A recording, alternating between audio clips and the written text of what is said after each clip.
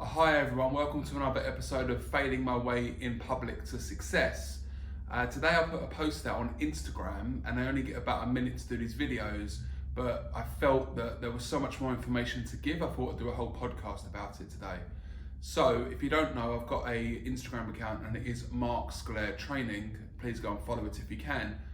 But the story which I did today was 3 things which agents and brokers and any sort of salesperson should be doing really, and I didn't really have enough time to do it, so as I said, I wanted to put it out on this podcast today to give some information, give as much value as possible to people. So the first one is why. Not what is your why. The question is, what is your client's why? Why do they want to be selling?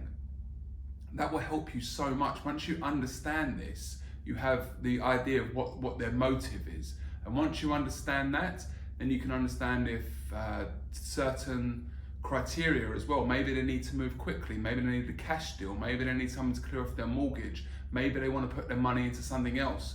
All of these things are so important to understand before you can start moving forward. Because if you've got a client on the flip side of this that, you know, they're going through a divorce, for example, and there's a lot of problems that are being faced, that might not be a smooth sailing if you're trying to sell something of theirs. So you really need to understand this.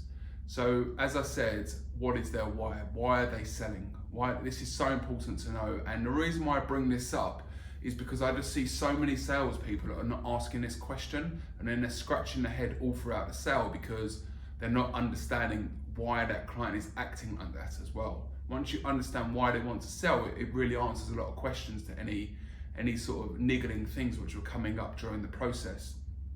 The second part of this, and it's very, very important, is it's all about timing. Life is all about timing, and it's even more so with selling. Now, we all know what's happened with gold at the moment. It's gone through the roof. It's gone to $2,000. Now, if you own property, for example, we all know the property has gone down, and if it's gone down a lot, double-digit drop, if 10, 15, 20, 30% in many cases. Now, if you were a good agent and you were able to educate a client in that sort of way, where they could sell that property or sell what they've got at the moment and put it in something over the last few months, they would have made their money back, would they not? So an educated agent would be able to give clients knowledge that sort of way, but also because you know their why, they've said to you that we want to sell because we want to put it into gold, you would then know that there's a certain criteria, a certain amount they need to hit. And that could be well below market value. They just want to get their money out so they can put it into this gold because they know, or they knew they were going to make this money back. So it's so important. So you've got to understand their why, and it's all about timing. A price for them last year might not have suited a price for this year. They might have been dragging their heels with it. They might have had to take the property off the market. They might have had family problems. All of these things we really need to understand. As I said, it's all about timing.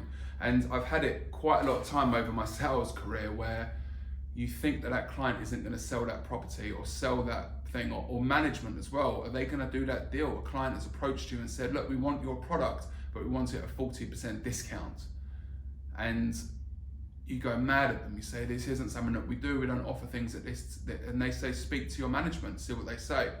And you try to be authoritative and try and say, look, I am the management and we have the final decision here, but you do have a duty to ask the question to the management. And then who knew? The management are happy to do it. They need to hit a certain number, and that client was very, very lucky to get it at that time. So that leads into my third point.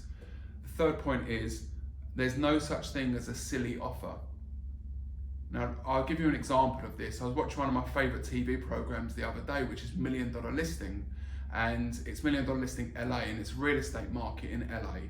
And it's the high-end market, but there's an area in LA and it's called the Bird Street. And this couple, they bought a property there, and in the end, they ended up spending $30 million on it. You couldn't believe it. I mean, it's the most beautiful house in the best street. You've got all the best, I think you've got Jennifer Aniston there, you've got Leonardo DiCaprio there, all these people that you'd love at your dinner party.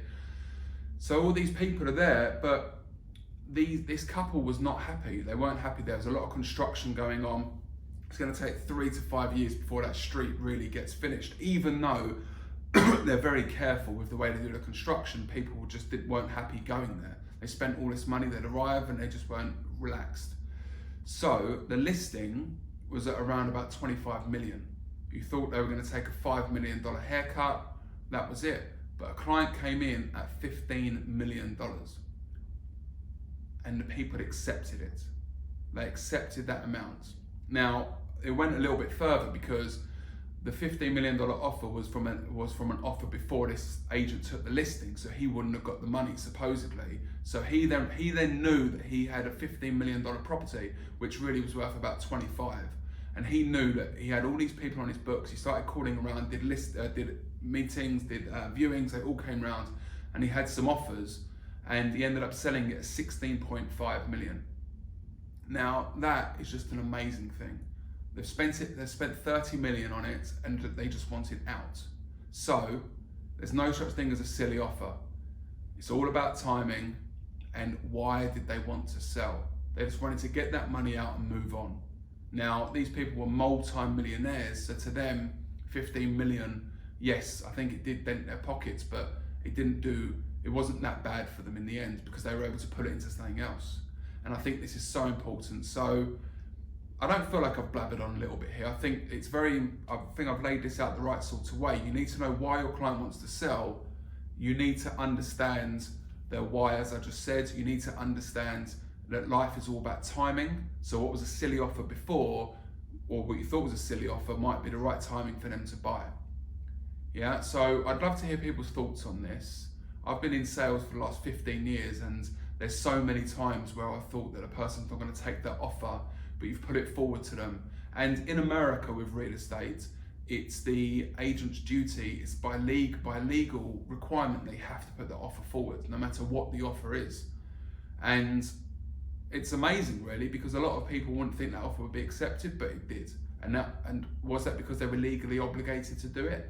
Potentially, but they still did it, and the amount went in and the offer was completed. The agent did well, they get about 3% for it, so they were very, very happy, and client very happy because they got a property which is only going to go up in value because they've got the construction going on 3 to 5 years and everything will be absolutely great. So I hope that helps. I hope that's helped some of you. As I said, these basic things which we don't seem to ask or think about or do, we complicate it so much, but it's these simple things, and I want to keep it simple with you guys because I know that everyone works very, very hard and we all bang our heads against the wall trying to think of solutions. And as I said, sometimes it's the simplest thing. So I hope that helps. As I said, any questions, please follow my page at Mark Sclair Training. I'm on LinkedIn as well under Mark Sclair. I do daily videos, and all I'm trying to do is add value to people to help them to better their skills and become better at what they do. So thank you for joining me, and I will see you on the next podcast. Thank you. Cheers. You all right? Yes.